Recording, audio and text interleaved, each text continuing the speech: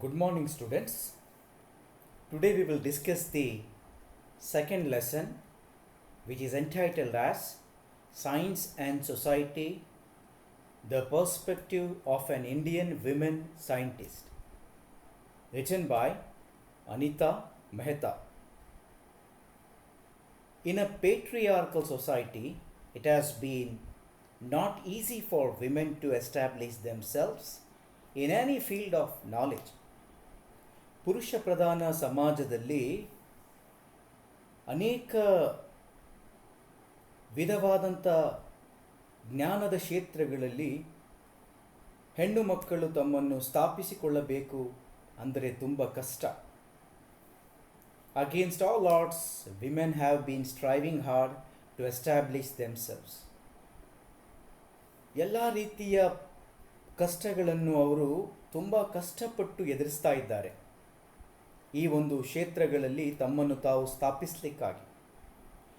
In course of the time, the things have been gradually changing, but yet women have not been easily accepted like men in the field of science and technology. ಸಮಯ ಬದಲಾಗುತ್ತಾ ಹೋದಂತೆ ಪುರುಷರ ಜ್ಞಾನಕ್ಕೆ ಸೀಮಿತವಾದಂಥ ಕ್ಷೇತ್ರದಲ್ಲಿ ಕೂಡ ಹೆಣ್ಣು ಮಕ್ಕಳು ಅದರಲ್ಲಿ ಸೇರ್ಪಡೆ ಆಗ್ತಾ ಇದ್ದಾರೆ, ಅವರನ್ನು ಸ್ವೀಕರಿಸ್ತಾ ಇದ್ದಾರೆ. ಆದಾಗ್ಯೂ ವಿಜ್ಞಾನ ಮತ್ತು ತಂತ್ರಜ್ಞಾನದಲ್ಲಿ ಇಂದು ಕೂಡ ಪುರುಷರದೇ ಪ್ರಾಬಲ್ಯತೆ ಇದೆ. Anita Mehta speaks about it in a conference. Anita Mehta ಎನ್ನುವಂಥ ಭಾರತದ ವಿಜ್ಞಾನಿ ಒಂದು ಸಮ್ಮೇಳನದಲ್ಲಿ ಈ ವಿಷಯಗಳ ಕುರಿತು ಮಾತಾಡ್ತಾಳೆ. She illustrates in detail the reaction of men when she pioneered a new field of research on granular media, physics of sand granules. ಈ ಒಂದು ಸಮ್ಮೇಳನದಲ್ಲಿ ಈಕೆ ಒಂದು ವೈಜ್ಞಾನಿಕ ಕ್ಷೇತ್ರದಲ್ಲಿ ಸಂಶೋಧನೆಯನ್ನು ಮಾಡಿದ್ಲು. ಆಕೆಯ ಕ್ಷೇತ್ರ ಏನಾಗಿತ್ತು ಅಂದರೆ ಗ್ರ್ಯಾನ್ಯುವಲ್ ರಿಸರ್ಚ್ ಆಗಿತ್ತು. ಅಂದರೆ ಮಣ್ಣಿನ ಕಣಗಳ ಬಗ್ಗೆ ಫಿಸಿಕ್ಸ್ ಕ್ಷೇತ್ರದಲ್ಲಿ ಅಧ್ಯಯನ ಮಾಡಿದ್ಲು.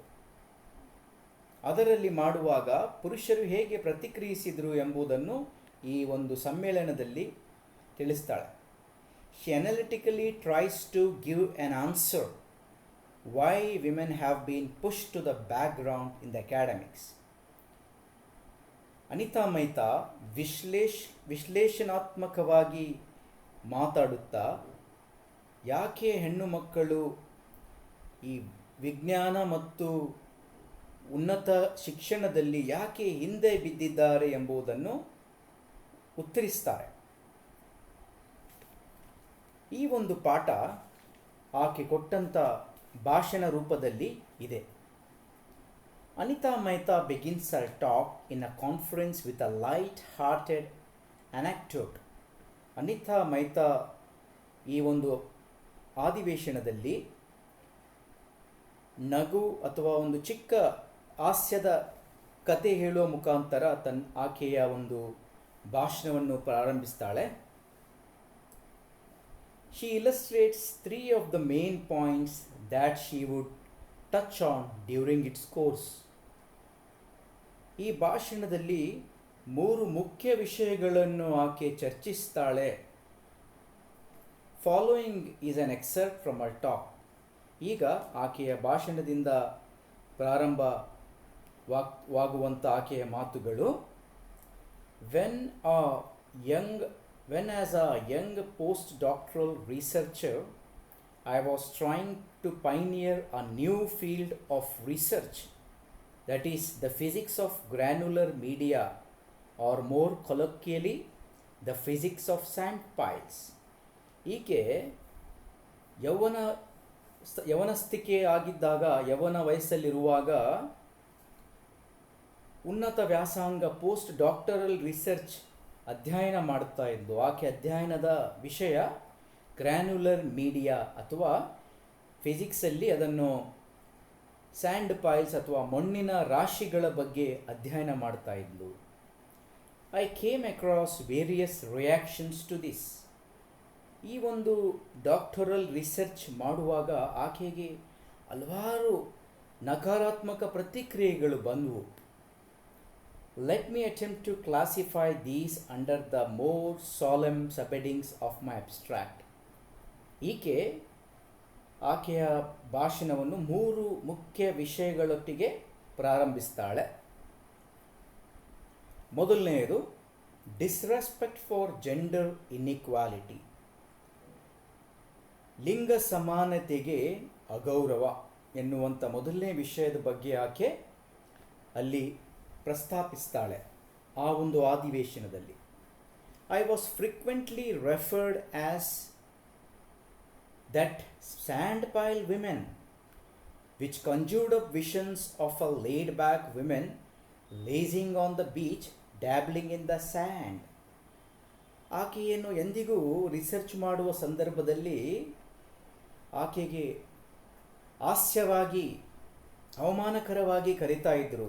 ಅಲ್ಲಿ ನೋಡಿ ಮಣ್ಣಿನ ರಾಶಿಯ ಮಹಿಳೆ. ಇದು ಎಂಥ ರೀತಿಯ ಚಿತ್ರೀಕರಣ ಜನರಿಗೆ ಕೊಡ್ತಾ ಇತ್ತಂದರೆ, ಈ ಮಹಿಳೆ ತುಂಬ ಆಲಸಿ ಮಹಿಳೆ ಆಗಿದ್ದಾಳೆ. ಯಾವುದೋ ಒಂದು ಕಡಲಿನ ಬೀಚಿನಲ್ಲಿ ಆರಾಮಾಗಿ ಮಣ್ಣನ್ನು ಶೇಖರಿಸಿ ಆನಂದಿಸ್ತಾ ಇದ್ದಾಳೆ ಎನ್ನುವಂಥ ಚಿತ್ರೀಕರಣ ಇದು ಕೊಡ್ತಾ ಇತ್ತು.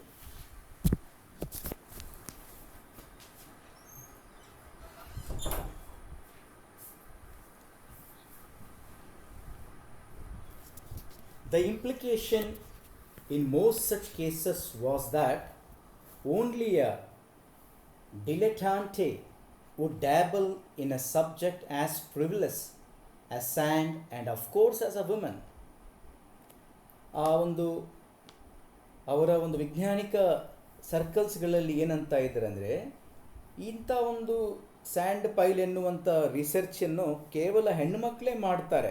ಯಾಕೆಂದರೆ ಆ ಒಂದು ಸಬ್ಜೆಕ್ಟ್ ಏನಾಗಿದೆ, ತುಂಬ ಕೀಳ್ಮಟ್ಟ ಆದಂಥ, ಸಿಂಪಲ್ ಆದಂಥ, ಫ್ರಿವಿಲಸ್ ಅಂದರೆ ಸಿಂಪಲ್ ಆದಂಥ ಸಬ್ಜೆಕ್ಟ್. ಇದನ್ನು ಕೇವಲ ವಿಮೆನ್ಸೇ ಮಾಡಬೇಕು. ಕಷ್ಟವಾದದ್ದು, ಟಫ್ ಆದದ್ದು ಅವರಿಗೆ ರಿಸರ್ಚ್ ಮಾಡಲಿಕ್ಕೆ ಆಗೋದಿಲ್ಲ ಎನ್ನುವಂಥ ಮಾತು ಆ ಸಮಯಗಳಲ್ಲಿ ಆಕೆ ಉನ್ನತ ವ್ಯಾಸಂಗ ರಿಸರ್ಚ್ ಮಾಡುವಾಗ ಜನರು ಹೇಳ್ತಾ ಇದ್ದರು. I was more than likely to be not completely serious in my pursuit of the sciences. I am sure that my love of subjects outside the sciences such as music and literature only added to this perception in certain scientific circles of an essentially light-heartedness. ಸಾಮಾನ್ಯವಾಗಿ ಹೆಣ್ಣು ಮಕ್ಕಳಿಗೆ ಕಲೆ, ಸಂಸ್ಕೃತಿ, painting ಮತ್ತು ಸಾಹಿತ್ಯದಲ್ಲಿ ತುಂಬ ಆಸಕ್ತಿ ಇರ್ತದೆ. ಹಾಗೆ ಅನಿತಾ ಮೆಹ್ತಾಗೆ ಕೂಡ ಇದರಲ್ಲಿ ತುಂಬ ಆಸಕ್ತಿ ಇತ್ತು, ಸೈಂಟಿಸ್ಟ್ಗಳ ಗುಂಪುಗಳಲ್ಲಿ. ಹಾಗಾಗಿ ಹೇಳ್ತಾ ಇದ್ದರು, ಅದಕ್ಕಾಗಿ ಈಕೆ ಬೀಚ್ಗೆ ಹೋಗಿ ಮಣ್ಣಿನ ಬಗ್ಗೆ ರಿಸರ್ಚ್ ಮಾಡ್ತಾಳೆ. ಯಾಕೆಂದರೆ ಹೆಣ್ಮಕ್ಳಿಗೆ ಈ ಕಲಾಕಾರಗಳು ಮಾಡುವುದು ಅಂದರೆ ತುಂಬ ಇಷ್ಟ. ಈ ರೀತಿ ಒಂದು ಕಾಮಿಡಿ, ಹಾಸ್ಯ ರೀತಿಯಲ್ಲಿ ಆಕೆಯ ರಿಸರ್ಚ್ ಬಗ್ಗೆ ವ್ಯಂಗ್ಯ ಮಾಡ್ತಾ ಇದ್ದರು. The second point which he discusses in the conference, disrespect of cultural identity, links of enlightened across countries. ಸಾಂಸ್ಕೃತಿಕ ಹಿನ್ನೆಲೆ ಗುರುತನ್ನು ಕೂಡ ಅಗೌರವಿಸ್ತಾರೆ.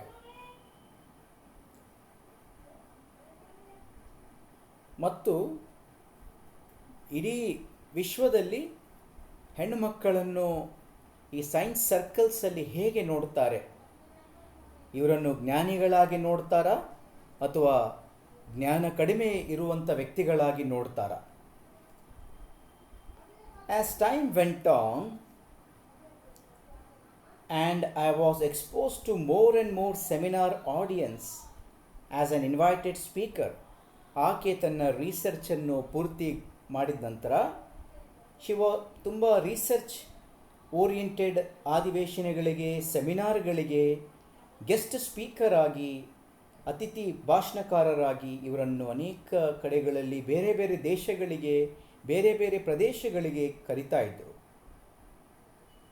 I occasionally had to confront somewhat hostile ones, as do we all.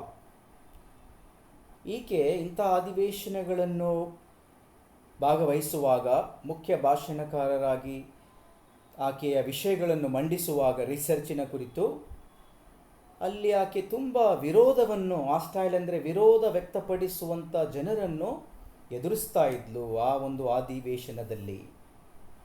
However, it was in fact a French male colleague who on one memorable occasion altered me to the fact that sections of the audience were planning to be confrontational at an invited talk for one of the European garden conferences.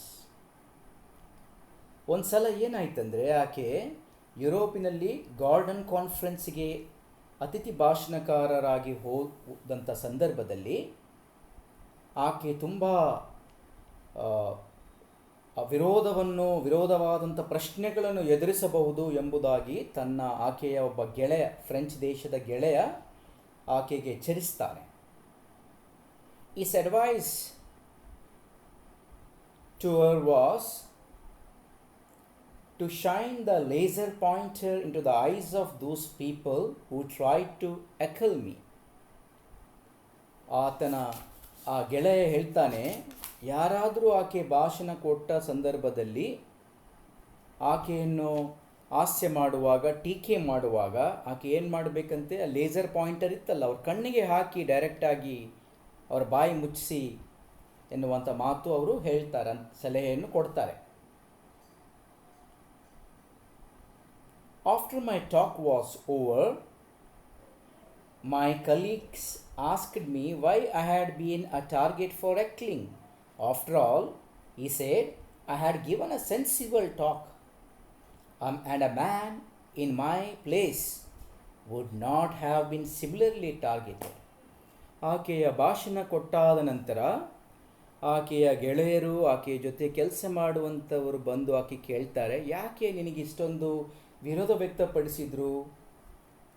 ನೀನು ಹೆಣ್ಣಾಗಿದೆಯ ಎನ್ನುವಂಥ ಕಾರಣಕ್ಕಾಗಿಯಾ? ನಿನ್ನ talk ತುಂಬ sensible ಆಗಿತ್ತು, ತುಂಬ ಅರ್ಥಗರ್ಭಿತವಾಗಿತ್ತು. ಒಂದು ವೇಳೆ ನಿನ್ನ ಸ್ಥಳದಲ್ಲಿ ಪುರುಷರಿದ್ದರೆ ಆ ರೀತಿಯವರು ಮಾಡ್ತಾ ಇದ್ರಾ ಎನ್ನುವಂಥ ಮಾತನ್ನು ಅವರು ವ್ಯಕ್ತಪಡಿಸಿದ್ದಾರೆ.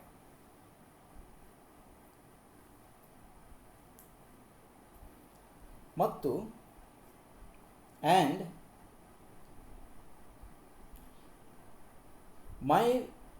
was it, he asked, because I was an Indian or women? My reply was none of the above. My real crime was that I was unprepared to apologize for being either. ಇನ್ನೊಬ್ಬ ಗೆಳೆಯ ಆಕೆಗೆ ಕೇಳ್ತಾನೆ, ನಿನ್ನ ಭಾಷಣವನ್ನು ಇಷ್ಟು ಟೀಕೆ ಮಾಡ್ತಾ ಇದ್ದಾರೆ, ಇಷ್ಟು ವ್ಯಂಗ್ಯ ಮಾಡುವ ಪ್ರಶ್ನೆಗಳನ್ನು ಕೇಳಿದ್ದು ನೀನು ಭಾರತೀಯರಾಗಿದ್ದಿ ಎನ್ನುವ ಕಾರಣಕ್ಕಾಗಿನಾ ಅಥವಾ ನೀನು ಮಹಿಳೆಯಾಗಿದ್ದೀಯಾ ಎನ್ನುವ ಕಾರಣಕ್ಕಾಗಿಯಾ? ಇದಕ್ಕೆ ಅನಿತಾ ಮೆಹ್ತಾ ಯಾವುದೇ ರೀತಿಯ ಉತ್ತರ ಕೊಡುವುದಿಲ್ಲ. ಸೊ ಈ ಒಂದು in this class, this is the first part of this lesson. We have discussed Anita Mehta, the Indian scientist who did research in the field of physics, and her topic of research was physics of science, and she tries to highlight the three important points in this talk of her which she presented at the conference, and she brought out the points why women are being targeted by the men fraternity in the field of science. In our next class, we'll discuss the concluding portion of this lesson. Thank you, students.